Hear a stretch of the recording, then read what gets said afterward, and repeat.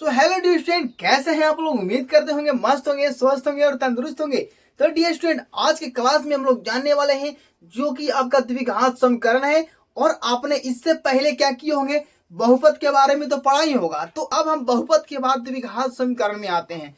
Same to same पढ़ना है उसी तरह से जिस तरह से आप द्विघात बहुपद में पढ़े होंगे, यानी बहुपद में पढ़े होंगे, ठीक है ना।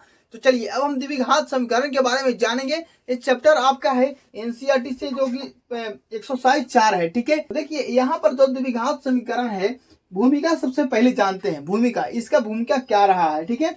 कर है, आपने विभिन्न प्रकार के बहुपदों का अध्ययन किया होगा, यानी इससे पिछले चैप्टर में आप लोग पढ़े होंगे बहुपद के बारे में, ठीक है ना। तो बहुपद के बारे में पढ़े होंगे। तो बहुपद किस तरह का, बहुपद का जो होता है व्यापक रूप क्या होता है, आप लोग पढ़े होंगे। देखिए बहुपद का जो व्यापक रूप यही है, A X square plus B X plus C, ठीक है ना। अगर इसके बाद क्या करें, यहाँ पर लेकिन रहता है ए इक्वल टू नॉट जीरो रहता है। द्विघात बहुपद इसको कहते हैं। क्या कहते हैं, द्विघात बहुपद। क्यों? क्योंकि इसका जो घात है सबसे ज्यादा कितना है, 2 है, ठीक है। अब इसको हम समीकरण पढ़ रहे हैं, द्विघात समीकरण। तो भाई हम समीकरण में जानेंगे कि समीकरण आखिर कैसा होता है ना। समीकरण आखिर कैसा होता है। सबसे पहले ये बात जान लीजिए कि अगर द्विघात बहुपद के बराबर में जीरो दे दें, तो ये क्या मेरा बन गया, समीकरण बन गया, इक्वेशन बन गया। समझ में आ रही मेरी बात। देखिए A X square plus B X plus C, यहां तक तो था आपका, क्या था, यहां तक तो था आपका बहुपद था, है ना। क्या था, बहुपद। लेकिन अगर इसमें बराबर करके हम जीरो डाल दिए या कोई भी अचर संख्या डाल दिए, क्या कर दिए, अचर संख्या डाल दिए बराबर में, तो आपका जो हो गया, क्या हो गया, द्विघात समीकरण हो गया। क्या हो गया, द्विघात समीकरण हो गया। उम्मीद करते हैं ये तो आपको समझ गया कि भाई जो समीकरण होता है किस तरह से रहता है, बराबर करके रहेगा, या तो जीरो रहेगा या कोई अचर शब्द रहेगा। जैसे में 1 2 3 4 5, ठीक है ना, कहीं तक भी चल जाइए। ये संख्या आपको रूट में भी रह सकता है, बिना रूट में भी रह सकता है, ठीक है ना। ये दशमलव में भी रह सकता है।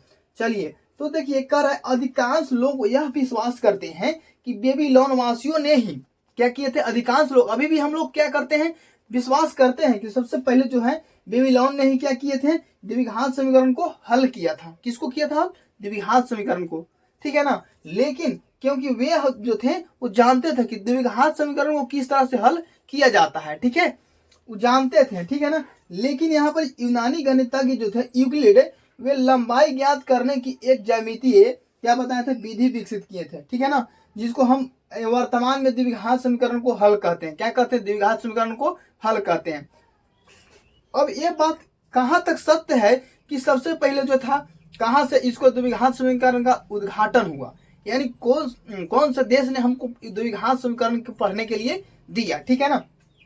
तो देखिए यूनानी जो थे वो तो लंबाई ज्ञात करने के लिए एक ज्यामितीय क्या दे दिए, उसको क्या किए, द्विघात समीकरण को हल।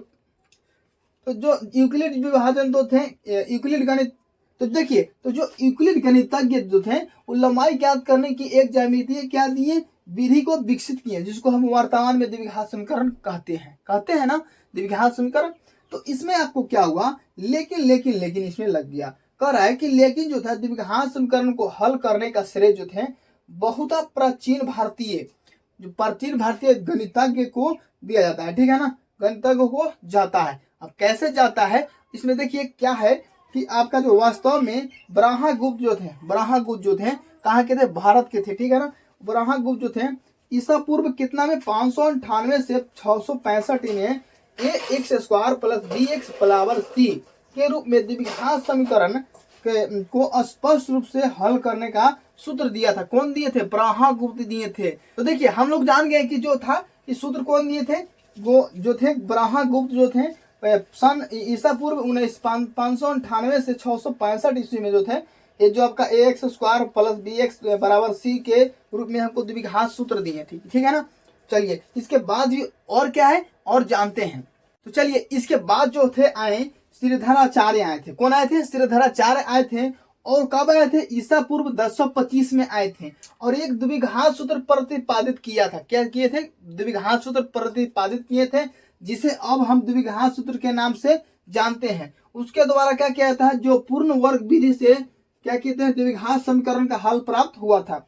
जो दिए थे श्रीधराचार्य दिए थे, उसको द्वारा हम पूर्ण वर्ग विधि से हल प्राप्त करने के लिए जान गए थे, ठीक है ना। चलिए यहाँ पर आम है या कुछ खाने वाला चीज है, वहां पर तो ताबड़तोड़ ढेला भाई चलवे करेगा।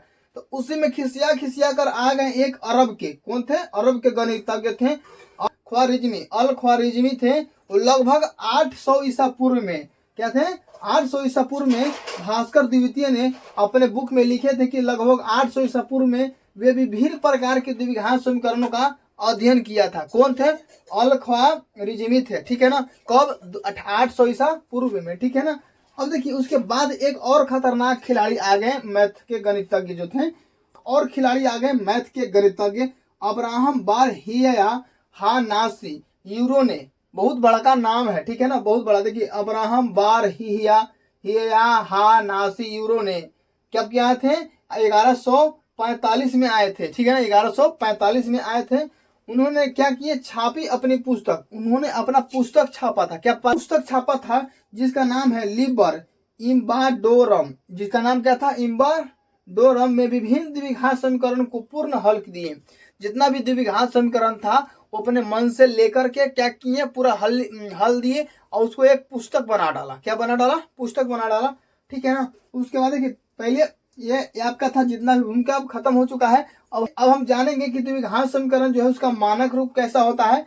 देखिए द्विघात समीकरण का जो मानक रूप होता है A X square plus B X plus C बराबर 0 होता है। जहां जो है ए बराबर 0 नहीं होना चाहिए, ठीक है ना। ए अगर बराबर 0 हो जाएगा तो द्विघात समीकरण नहीं होगा, बचेगा बी एक्स प्लस सी बचेगा, तो द्विघात समीकरण का नहीं है, एक तरह से बहुपद है, ठीक है ना। वास्तव में कोई भी समीकरण पी एक्स बराबर 0 के रूप में रहता है, ठीक है ना, पी एक्स बराबर 0 के रूप में रहता है। जहां पी एक्स का घात जो होता है 2 1 क्या है, बहुपद है। पी एक्स का घात 2 1 क्या है, बहुपद है। अब देखिए कोई भी डाउट के लिए आप हमको व्हाट्सएप नंबर जो है मेरा इस पर संपर्क कर सकते हैं, 85 21 20 89 95 पर संपर्क करके आप मैसेज कीजिएगा। आप लोगों को जितना भी डाउट रहेगा हम क्लियर कर देंगे, ठीक है। तो मिलते हैं नेक्स्ट वीडियो में। प्रश्नावली 4.1 को लेकर के